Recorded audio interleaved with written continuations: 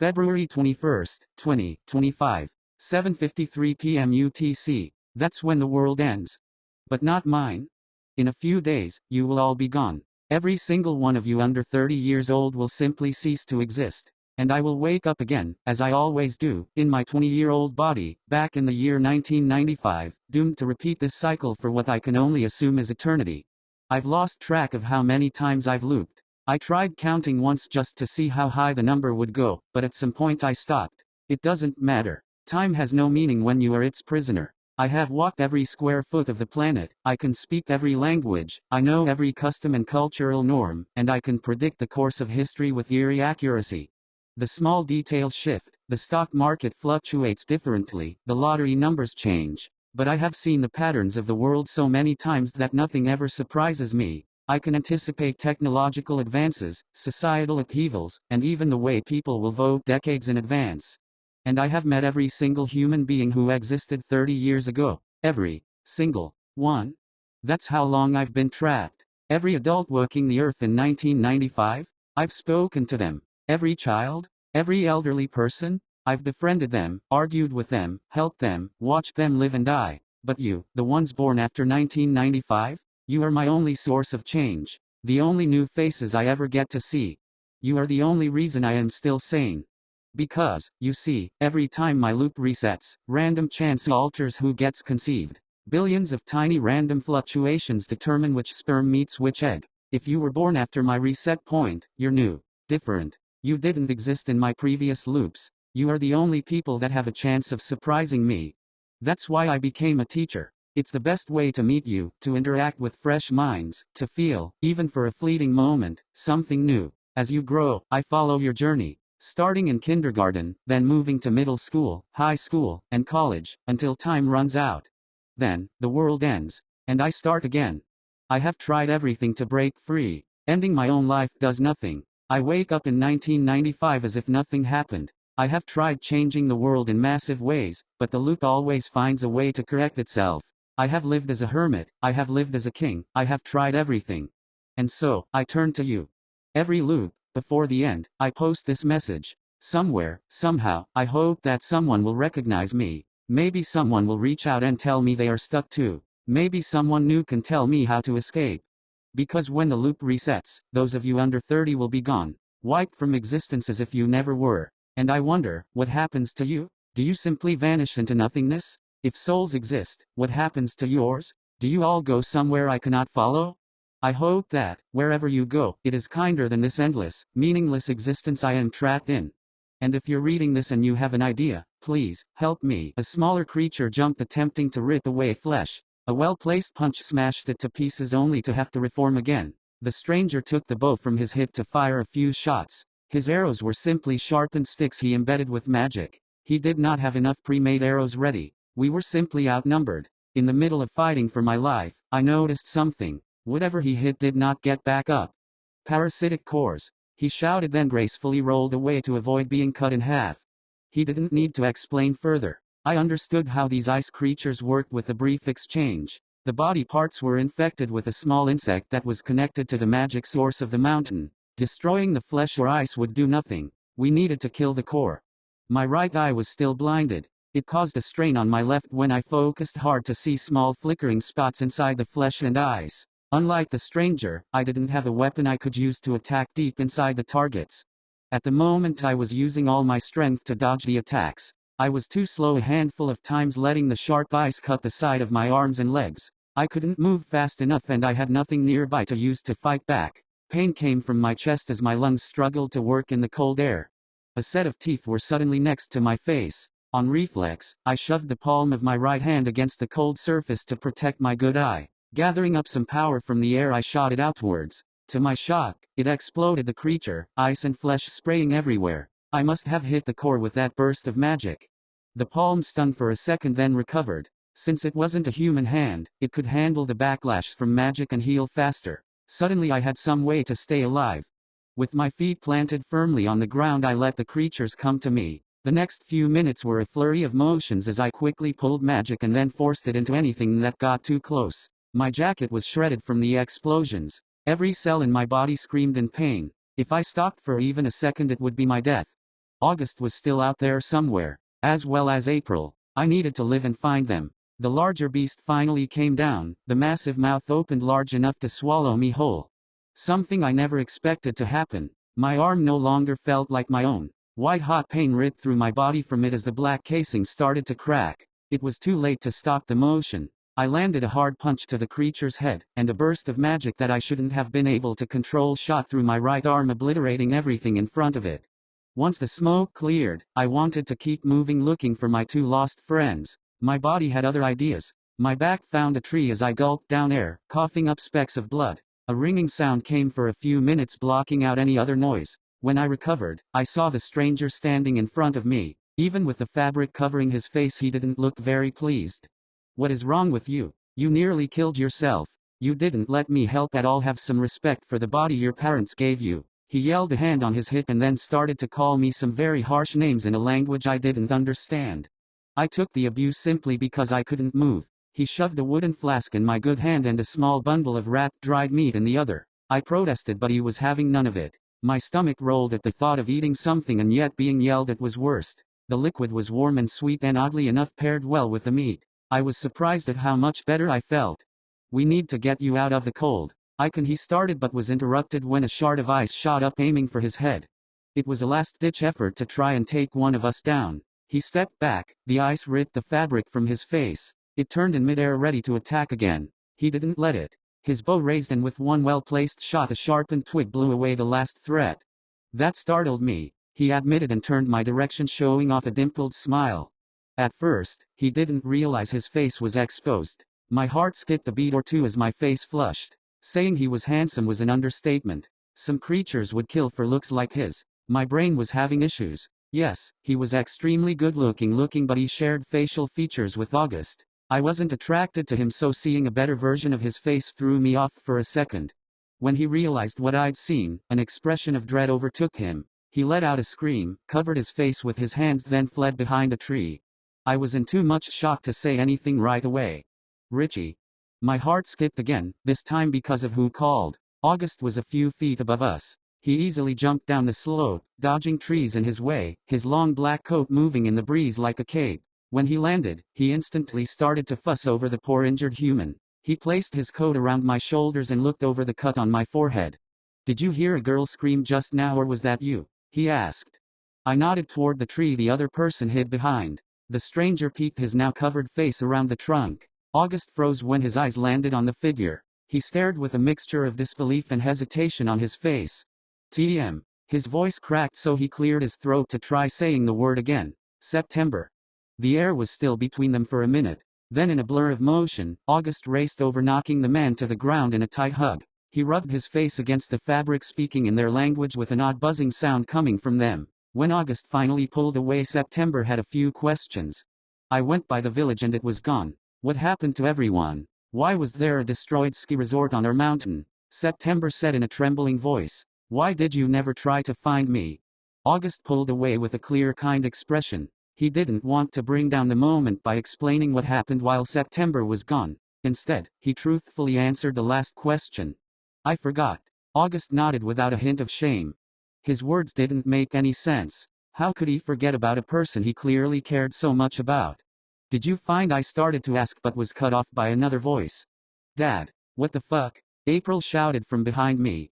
She spat out a half-frozen leg she had not on. I looked between the three of them, shocked at how similar they all were. September got up and rushed over to her, only to be flipped off his feet and shoved into the snow. She was not happy he had been gone for so long without trying to contact her. While April harassed her father, August moved over to me to inspect the damage. "The mountain isn't happy with us. We can't make a doorway out. We'll need to walk down. Tell me when you get tired, I'll carry you," he offered. I shivered, wondering if I would even live long enough in the elements to get off the mountainside. We kept moving, and having a conversation would distract me from the cold. "How did you forget about a family member? Was he really gone for that long?" I pestered August. He carefully walked around trees and guided the way down the slope. I needed to take his hand a few times to avoid slipping because of my twisted ankle. Our village was remote. We were aware our bloodlines were at risk of overmixing. As a tradition, we sent out the most attractive member of our village into the world to bring back new creatures to mate with, since our species can produce offspring with almost anything, he explained. It was never a guarantee that the person would return. It was easier on our hearts to assume they were dead until proven otherwise. I understood his reasoning. From the sounds of it, September had been gone for a long time, most likely since April was a child. Something else was bothering me. August wasn't a half-breed, so he didn't share the same mother as April, but he did say they didn't have the same father. How is she your sister if you have different parents? I asked, looking over my shoulder at the pair following behind us. Without any doubt, all three of them were related by blood. Was September and uncle? It's complicated. August started. We had the time, I replied. Aside from the risk of being attacked again at any moment, we had nothing else to do but walk and talk. My father was elderly when I was born. By the time I was an adult, he was at the end of his lifespan. My species can return to a larva state when they are close to death. However, most do not. Even though they appear similar, and the blood is the same, they're born again as a different person. He paused for a moment to carefully pick out his next words. My father never cried. September was an emotional person. He wasn't the stoic man August had for a father. They were related by blood and he still loved him like a family member. But he couldn't see him as the man who raised him. June sounded like he was blaming your father for your village being destroyed. From what I hear, he was a different person when that happened, I pointed out. August nodded. This all was a bit complicated.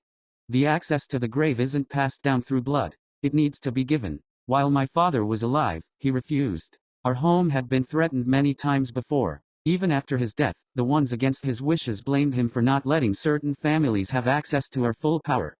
If his father had permitted the wrong person, then this world would have been taken over a long time ago. He sacrificed the lives of the ones he loved the most for so many others. I wished they never needed to make such a choice.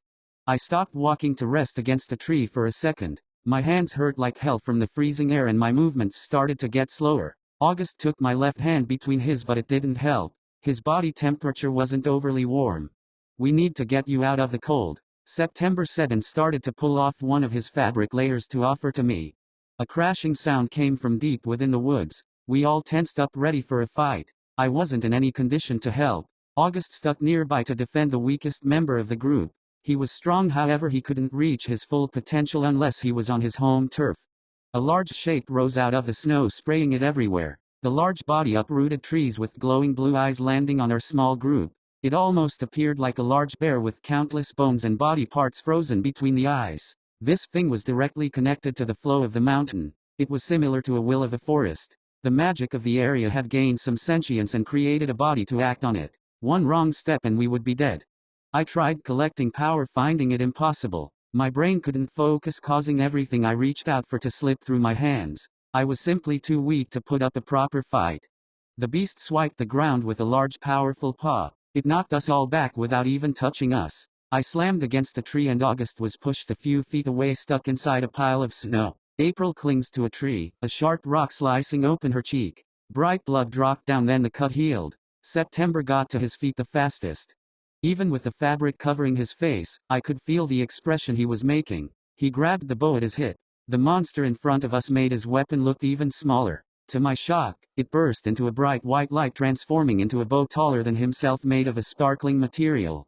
He didn't pull power from the mountain around us. As an arrow, he used a sharpened piece of bone from some sort of ancient creature. He drew back, sending the odd arrow directly into the personification of the mountain. August knew of the danger we were in before I did.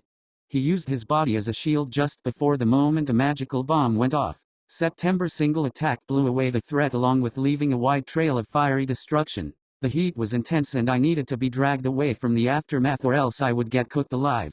He's very protective of April, August explained when we were a safe distance away. I could see that. I reminded myself to never upset her now that her father was around. Anyway, what happened to taking the day off? My friend asked with his arms crossed. I wondered when he would bring this up. I did promise I wouldn't take any jobs today and focus on Lucas Play. If I didn't accept this request, then you might not have found September again. I defended myself. He punched my arm so hard I saw stars. Then my vision swam and I turned around to throw up what was left in my stomach.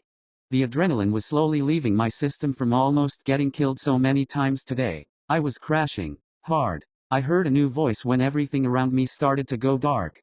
My eyes opened to a dim room. Someone had put me in a bed in a spare room inside the office. These rooms were for when the clinic was full or if an agent needed some rest between jobs. Since I was still wearing my ruined clothing, I assumed I hadn't been out for too long. A person was carefully cleaning the cut on my forehead and a small patch had been placed over my right eye. "Hey, handsome." My words slipped out. I mentally kicked myself for saying that. Ito stopped when he saw I was awake. I reached out for his hand, a bit surprised he took it. "Sorry, my hands aren't very warm," he admitted. I shook my head. My left hand was already starting to feel better. "Can we talk?" I asked him, my stomach rolling from stress. "Do you feel good enough?" he pointed out. I bet I looked downright terrible, but I've had worse days. "Are you going to say I need a haircut and a good meal too?" I joked, trying to smile. He reached out to brush some hair out of my face, shaking his head. "No, you look fine with longer hair. You just need to style it." Oh, that was nice to hear. Finally, someone wasn't insulting my new lazy fashion choices. I let myself carefully pick out the words I wanted to say next. "I'm not saying this to pressure you into anything, but I think I would be able to handle it if anything happened to you," I told him. Now might not be the right time to talk about any of this. Based on how things were going, I might not get another chance though. "What was your last partner's name?" he asked in an even voice. My throat became dry. No matter how hard I tried, that one word refused to come out of my mouth. Ito had just proven my last statement wrong with a single question. My old partner wasn't even romantic. We trusted each other with our lives. When she died, I started into a downward spiral I'd yet to recover from. "I know you're strong, stronger than myself. I'm still trying to figure out if I could go on after losing you. Can you wait for me?" I nodded, chest fluttering, realizing I still had a slight chance with him. I would never force Ito into something he didn't want, but I would wait for him for the rest of my life if it came to that. He promised we would talk about this again. Right now I needed to get some rest.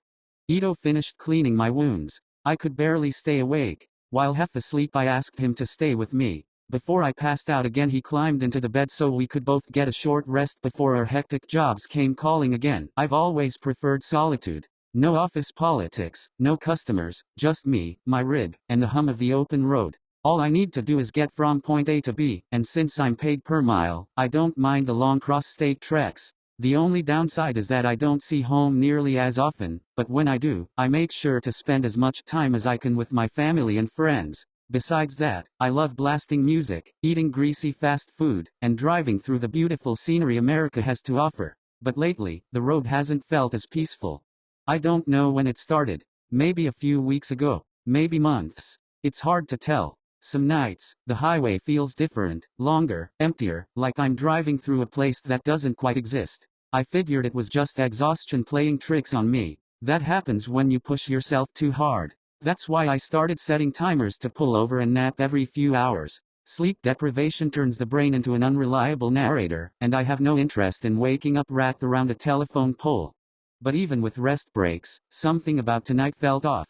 It started small. I thought my radio was acting up. I was driving through the middle of nowhere when my CB switched off, and I heard faint chatter, just a soft murmur beneath the hum of the engine. I reached for the dial, thinking maybe a signal had bled through, but the moment my fingers touched it, silence.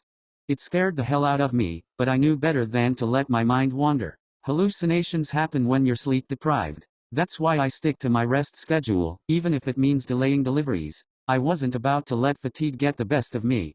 A few minutes later, I heard it again. A whisper of static, a voice crackling through the quiet, just barely loud enough to catch. It was like someone had picked up a transmission on the edge of the range. I listened harder, leaning toward the speaker. The voice wasn't speaking English. It wasn't speaking any language I knew. I turned the CB on, scanning through channels. Nothing. Just empty air. That should have been the end of it. Just a faulty radio. That's what I told myself. But then, the voices came from somewhere else. The passenger seat. I heard my name. No, I felt my name. Not out loud, not like someone calling from another room, but as if the suggestion of sound had brushed the back of my mind. A whispered thought that wasn't my own. A chill crawled up my spine. I gripped the wheel tighter, flicking my eyes toward the empty seat. My duffel bag was buckled in, my thermos resting against it. Nothing out of place. But I couldn't shake the feeling that someone was sitting there. My stomach twisted. I knew it wasn't real, I knew it. But the sensation lingered, like the ghost of a hand brushing against my arm. I blinked hard, forcing my focus back to the road. It's just exhaustion, I told myself.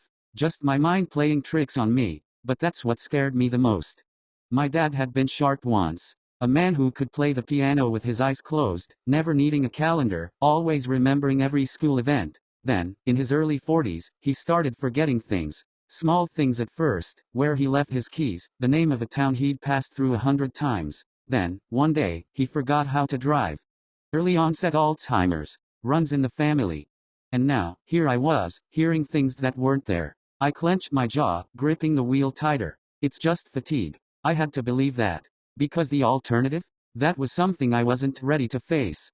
After a while, everything seemed to settle. The rain started drumming against the windshield, steady and relentless, blurring the world beyond the wipers. I rubbed my eyes with one hand, keeping the other firm on the wheel. The miles stretched endlessly, an unbroken ribbon of wet pavement cutting through the dark. Then, click. I flinched. The sound was unmistakable. The passenger seatbelt had just fastened itself. My heart lurched into my throat. My gaze snapped to the belt, now pulled taut against the empty seat. I swallowed thickly. The truck hit a bump, jolting slightly, and the belt tightened, like something was sitting there. For a long, terrible moment, I just stared at it. The belt remained locked, stiff, and secure, as if someone invisible had just settled in for the ride. A deep, gnawing chill crept down my spine. I was alone, but something was buckled in. I reached over, hesitated for half a second, then unbuckled it. The belt snapped back into place with a sharp whip. I exhaled slowly, shaking my head. Probably just a sensor issue. Just exhaustion. Just my imagination. I tried to believe that. For a moment, everything was fine. Just keep driving.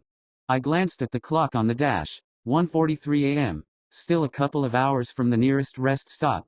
I sighed and reached for my coffee, but it had long gone cold. As I maneuvered around potholes, something glistened ahead. Roadkill, maybe. At least, I thought it was roadkill. I slowed my truck as I got closer, narrowing my eyes against the rain. It was a deer, lying on its back just off the road, its legs stiff and pointing toward the sky. The downpour made it hard to see, but something about it looked especially wrong. Its neck was mangled, strands of muscle and sinew exposed where the head should have been. I assumed it had been torn off in a collision, but as I kept looking, my stomach twisted. The chest and abdomen had been carved open, hollowed of all its organs. It was disgusting, to say the least, but I chalked it up to a deer falling prey to a bear. Yet as I studied the scene, I realized this wasn't the work of a wild animal. The body was too clean. No gore. No scattered organs. Just a hollowed-out shell, its ribcage exposed, its insides missing like they'd been scooped out with surgical precision. The hide along its back was peeled open, a long, deliberate slit running down its spine. The edges of the wound weren't fresh, they had been seared shut. And inside? Nothing. Just an empty, black void where life used to be. I pressed the gas, eager to put distance between me and the carcass. But just as I glanced in my mirror, my stomach dropped. Something was stepping into the deer's hollowed chest. It looked almost human-shaped, but the neck was too long, the shoulders too broad. My heart stalled as I watched it slowly descend into the cavity. Then the deer jerked. Not like a dying animal. Not like something taking its last breath. Like something inside was testing the controls. Its front legs slammed onto the pavement, stiff and awkward, as if they had locked into place. The back legs twitched, then kicked out all at once, sending the body into a brief, unnatural spasm. Then, in one violent motion, it stood. I slammed my foot against the gas pedal, barreling down the road. Whatever I had just seen was fucking horrifying, and I wasn't about to stick around to see what it would do next. After a few minutes of reckless speed, I forced myself to calm down and drive safely. I tried to rationalize what I had just experienced. It had to be a hallucination, a trick of exhaustion and paranoia. The darkness, the rain, my overworked brain, it all made sense. I was just going a little crazy from lack of sleep. Then I heard the clacking. It was impossibly loud. Clack, clack, clack. The sharp rhythm of hooves striking the pavement sent a surge of cold terror through my veins. Tears welled in my eyes as I dared to look to the side. Beside my truck, moving impossibly fast, was the same headless deer. Its body contorted with rage, its bones pushing through the skin as it ran. From the hollowed chest, long black hair flowed wildly in the wind. I slammed my foot onto the gas again, praying I could get away. 50 miles per hour. 60. 70. I pushed past 80, but it didn't matter. The deer matched my speed effortlessly. Almost tauntingly, it kept the same distance beside my truck, screeching with every step. Then, it closed the gap. I barely had time to react before two gaunt, skeletal arms emerged from the deer's chest. Each finger ended in a curved, claw-like nail. The creature reached out, slamming its talons into my truck door, piercing through the metal like wet paper. My stomach turned as it clung to the side of the truck and pulled itself further out of the deer's chest, its upper body clawing free. Not just pulling, tearing. The deer's ribcage snapped like brittle wood, splitting apart as the thing inside forced itself loose. Strands of flesh and sinew stretched between them, clinging, resisting, like the body didn't want to let it go. The deer collapsed onto the road behind me, swallowed by darkness. I had no clue what to do. My instincts took over, and I started swerving left and right, trying to shake it off. But it held on, climbing and clawing its way to the roof of my truck. Then, slowly, it lowered itself over the windshield. That's when I saw its face. And it was fucking disgusting. Its skin was deathly pale, stretched tight over sunken cheeks. Its hollow, dead eyes bore into me, every muscle in its face twisted with unrelenting hatred. The moment our eyes met, it screamed. The sound wasn't just loud, it was unbearable. My skull felt like it was splitting open. My eardrums popped, a sharp burst of pain exploding inside my head. Blood dripped from my nose. My vision swam, the world tilting sideways. Then, it started slamming its head against the windshield. Over. And over. And over. Each impact sent web-like cracks through the glass, larger and larger, until... smash. The thing punched through the windshield and its claws wrapped around my throat. I couldn't breathe and my vision darkened as my grip on the steering wheel weakened. I tried slamming on the brakes, hoping the sudden stop would send it flying, but it held on with monstrous strength. My hands fell from the wheel. Without my guidance, the truck veered off the road. And then? Nothing. When I started to come to, I tasted blood pooling in my mouth. A sharp, crushing pain bloomed in my chest as my senses slowly returned. Smoke clung to the air, thick and acrid, burning my throat with every shallow breath. My head throbbed, and when I tried to move, a bolt of pain shot through my ribs. I forced my eyes open. My truck was wrecked, and the front end crumpled around a massive tree. Steam and smoke curled from the destroyed hood, the windshield shattered into jagged pieces. A deep gash throbbed along my forehead, and my hands trembled as I tried to push myself up. I looked down at my torso. Lodged deep inside was a large metal fragment when blood slowly drained from the wound. It was when I looked up that I saw it. Pinned between the hood of my truck and the tree was a long, gangly leg. The skin was sickly pale, stretched taut over knotted tendons. The limb twitched, but the rest of the creature was nowhere to be seen. I sucked in a ragged breath, my entire body screaming in pain as I searched for my phone. My fingers were slick with blood as I fumbled beneath my seat, finally brushing against the shattered screen. It was barely functional. With crimson dripping from my hands, I wiped the screen clean enough to see the numbers. 91-1. I hit the call button, my breath coming in ragged gasps. The dial tone droned in my ear, dull and distant beneath a haze of adrenaline and exhaustion. My vision swam, my pulse pounding like a war drum against my skull. Then, after what felt like an eternity, 911, what's your emergency?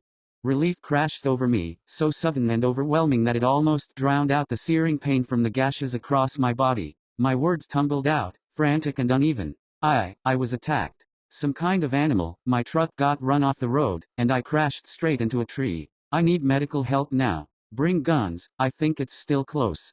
I forced myself to keep it vague. The last thing I needed was to sound insane and have them hang up on me. Sir, are you injured? The voice was steady and practiced, but I could hear a hint of urgency.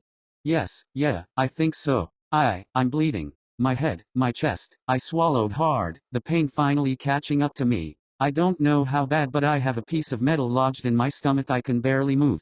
Okay, stay with me. Can you tell me your location? I sucked in a shaky breath, forcing myself to look around. The highway was a blur of rain and darkness, my truck's headlights barely cutting through the mist. I was heading south on Route 19, maybe 20 miles past the last rest stop. I don't know exactly where. That's okay. We'll track your phone's GPS. A few keystrokes clicked through the line. Help is on the way. Stay on the line with me, okay? I nodded before realizing they couldn't see me. Okay. A few seconds passed. Then, sir, you mentioned an animal. Can you describe it? I hesitated. My throat tightened. Do I tell them?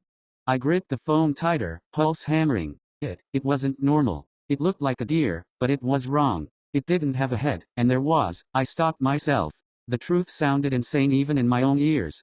It ran my truck off the road, I said instead. It might still be out there. There was another pause, just a little too long. Then the operator's voice returned, softer this time. Understood. Just stay put, sir. Emergency services are en route.